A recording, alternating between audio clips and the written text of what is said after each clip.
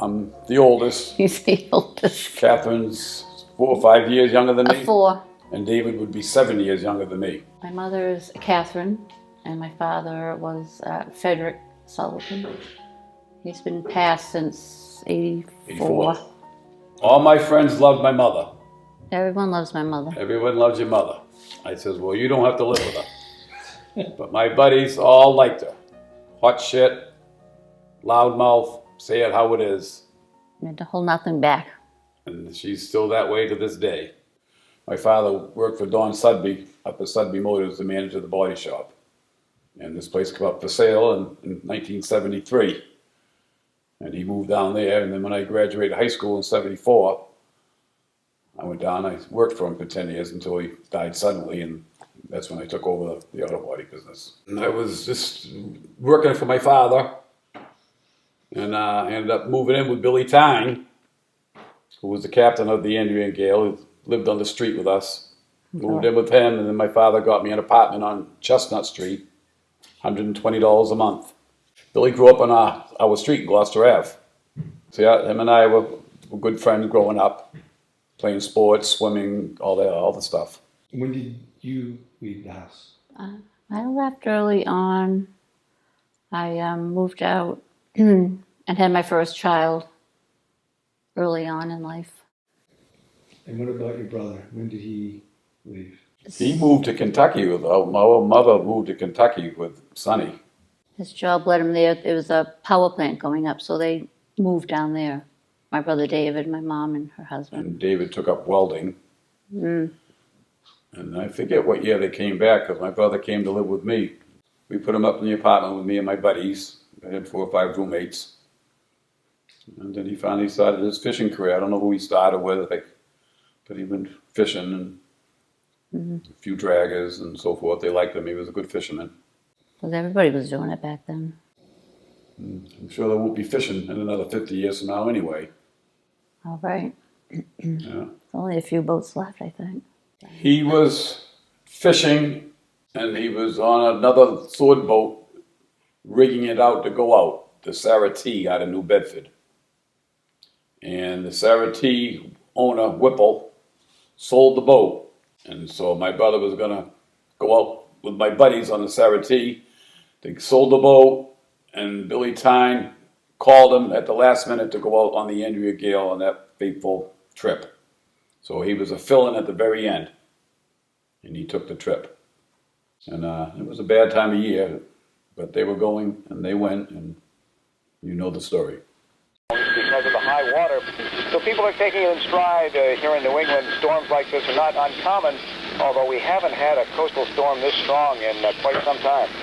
Well, don't be intimidated by this monstrosity here. This And it is was blowing like stink on town here, and On the news, big storm. Everybody knew that they were out fishing, and Probably like a few days after I got word that they had last radio contact, I think. Well, you just hope and pray that, they're going to make it, number one, right? And just day by day, each day, one day at a time. And, we get reports that they're all right. We get reports that the pilot house is blown out. They're on their way home. All sorts of things flying around, but to no avail. They never came home. The Coast Guard, they stopped searching after a while, because they can't go for a long time. If it's okay for me to ask, what's it like when you hear the Coast Guard's calling off the search? What is that like? Sinking feeling. No pun intended, but a sinking feeling. Yeah, hope's gone now. A lot of people, we knew a lot of people. We hung around the bars, myself, my brother. We had a lot of big gang. A lot of bar owners would come down and say, geez, we're sorry about your brother, and anything we can do. Naturally, not much you can do. Now this very popular book's been written about this event. What's that like for you to find that out? I was kind of angry, to be honest. It's like the movie that came out. I would never see the movie, which I've still never seen the movie. Because nobody probably really knew what really went on. Just surmised what might have happened. And my mother did have a few choice words to Sebastian Jung or whatever his name is, about the fishermen being drunks. My son wasn't a drunk, and blah blah blah. She actually chased him out of my yard at a cookout once. Not all kids, all fishermen are drunks. My son wasn't a drunk, and he chewed him out, and he left. That's right. It's a Is true that how you story. remember it? Yeah, I do now. It's a true story. I've had several people that came down to the auto body. So that wasn't your brother in the movie. He was a great guy. I don't know why they portrayed him like that. And I guess they portrayed him as not a nice guy in the movie, from what I heard. Right, rough and tough, troublemaker. And because Hollywood has to put a twist on it, so you have to have some, twists and turns, I would say. The actor who played my brother actually wanted to meet us and met my mom. He wanted to come to her house, see some pictures of my brother. So he came and stayed a few hours. My aunt was there too. William Fickner is his name. And he was very nice. And sat with us for a while. But a lot of the families did go down on set and participated in some of the scenes, which... I stayed clear. I didn't go on. He didn't go down. I I went too down much to the stuff. set a few times.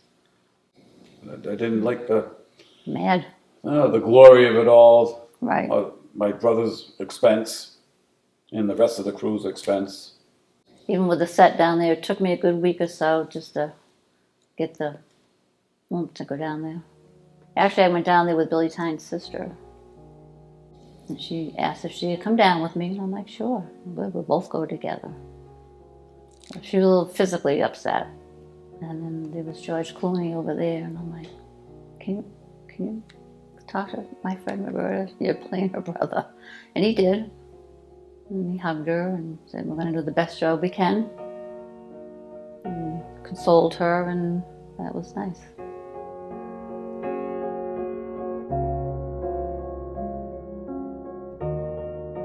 When I go away, where you from? I'm from Gloucester. And people, the perfect storm. And then years later, I would say, that was my brother on the boat. But for the longest time, I wouldn't mention it, because as time goes on, it kind of heals. Yeah.